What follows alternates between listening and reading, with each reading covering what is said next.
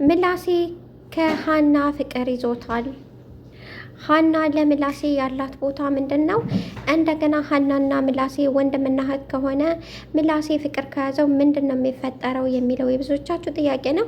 ሰላም ሰላም የቻናል ቤተሰቦች እንዴት ናችሁ? ሰላማችሁ በዝት ይበል።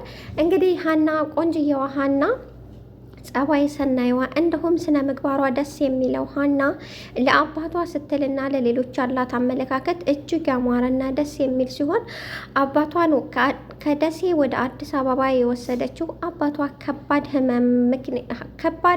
ህመም ውስጥ ስለነበሩ የዛ ህመም ደግሞ ሰለባ የሆኑበት መድኃኒቱ ደሴ ውስጥ ስለማይገኝ አዲስ አበባ ስለሆነ ነው ወደ ደሴ የወሰዱት እና ሀና በስራ ፊልዷ አዲስ አበባ ላይ ስራ ስላላገኘች ሌላ አማራጭ የላትም። የያዙትንም ብር ንብረታቸውን ሻሽጠው ወደ አዲስ አበባ የመጡበትንም ብር በትንሽ ጊዜያት አልቆባቸው ለቤት ሰራተኝነት ተገደደች።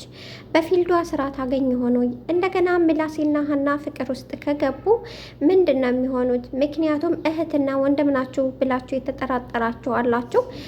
ከሁኔታው ደግሞ ስለ ቆንጅየዋ ልጇና ስለ ስነ ምግባሯ እንዲሁም ሀና ሻወር ስትወስድ ድሮ የሰጠቻት እናቷ ሀብል እንደሆነ አባቷ ይሄንን ለብሰሽ ከሄድሽ ምንም ነገር ይሳካልሻል፣ ምንም ከማድረግ አትቦዝንም፣ ይሄን ለብሰሽ ሂጂ ብለው የሰጧት የአንገቷ ሀብል ወይም የአንገት መስቀል በጣም አስፈላጊና ውድ ነገር እንዲሁም እናቷ የሰጠቻት ከድሮ እናቷ የሰጠቻት ጋር ይመሳሰላል። ሀና ሻዋር በወሰደችበት ታይም የአንገቷን ሀብል ከግርግዳ ጋር አድርጋ ረስታው ሄዳለች። የሀና እንግዲህ ከበፊቱ አሰሪዋ ከበፊቱ ሀብል የሰጠቻት ጋር ስለሚመሳሰል ምናልባት ልጇ መሆኗን ታውቂውን ወይስ ልጇ ናት ወይም ሰራተኛ በጣም የሚከብድ ነው። ምክንያቱም ምላሴና ሀና በጣም ቀረረባቸው። ከፍቅር የበለጠ እጅግ የላቀ ነገር ፍቅር እንዲህ በቀላሉ የሚለቅ የፍቅር አይነት ሳይሆን ከባድ ፍቅር ውስጥ እንደሚገቡ ያስታውቃል ማለት ነው። ምክንያቱም ምላሴ እና ሀና ያላቸው ነገር ማለት ነው። ስለዚህ ሀና የእሱ እህቱ ከሆነች ምን ያህል እንደሚጎዳ እንዲሁም ምን ያህል ከባድ ነገር እንደሆነ ትናንት ስታንቋሽሻትና እንዲሁም ሰራተኛ እያለች ስትበድላት የነበረችው እናቷ መሆኗን ስታቅ ደግሞ ምን ያህል እንደሚሰማት ማንም ለመገመት አይከብድም ማለት ነው። ሀና በጣም ጥሩ ጸባይ ያላትና ትሁት፣ ስራዋን አክባሪና ለአባቷ በጣም ታዛዥ፣ ያ አባቷ ስነ ምግባር ያማረና ቤተ ክርስቲያን የምትመላለስ የጥሩ ስነ ምግባር ባለቤት ናት። እንደውም እህቷ ናት ብለን እኛ በሀሳብ የሄድንበት መንገድ በጣም ክፉና ለቤተሰብ የማታስብ እንዲሁም ጭፈራ ቤት የምታመሽ ብዙ ወንዶችን የምትቀያይር ናት ማለት ነው።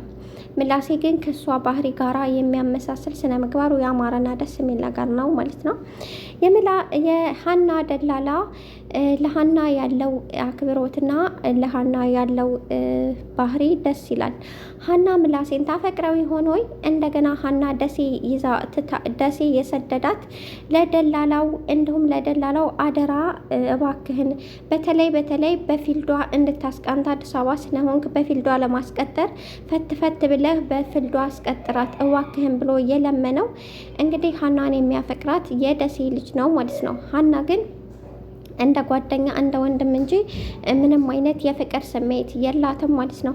ነገር ግን ምላሴን ታፈቅረው የሆኑ ምክንያቱም አሁን እኛ እንደተጠራጠርና ወንድምና እህት ከሆኑ ምላሴና ሀና ወንድምና እህት ከሆኑ ፍቅር ውስጥ ከገቡ ከባድ ችግር ውስጥ ስለሚፈጠር ማለት ነው። እንዲሁም ሌባ ነህ እያሉ ጆሮ ቆርጥ ነው ብለው የሚጠሩት ልጅ እንግዲህ ያሳለፈው የህይወት ታሪክ የእናቱን ንብረት ሙሉ እናቱ አውጥታ ጎዳና እንደጣለችውና ጎዳናው እንደተሰቃየ ሙሉ ንብረቱን ደግሞ በአባትየው እንደተወሰደ በጣም አስቸጋሪ ሁኔታ ውስጥ ስለሆነ ስራ ያልሰራው ስራና ያልሰራው እንደውም ያልዋዘነበት መንገድ አልነበረም። የሀናን ስነ ምግባር እንዲሁም ስርዓቷን ምክሯን በመቀበል ሲጋራውን አውጥቶ ጥሎ ለመለወጥ የሚሞክርበት እርምጃ እንዲሁም የሀናን አባት እንደ አባቴ ነው ማስበው እንደ አባቴ ነው ማየው ብሎ ሀናን አባት እንግዲህ አባትና ልጅ ሆነው ተላቅሰዋል ማለት ነው። ከዚህ በኋላ እኔ ከጎንህ አይደለኝም፣ እኔ ከዚህ በኋላ አባትህ ነኝ ብለዋል ማለት ነው። እንግዲህ የሀና አባት ደስ የሚሉ ደርባባና ስርዓት ያላቸው አባት ናቸው ማለት ነው።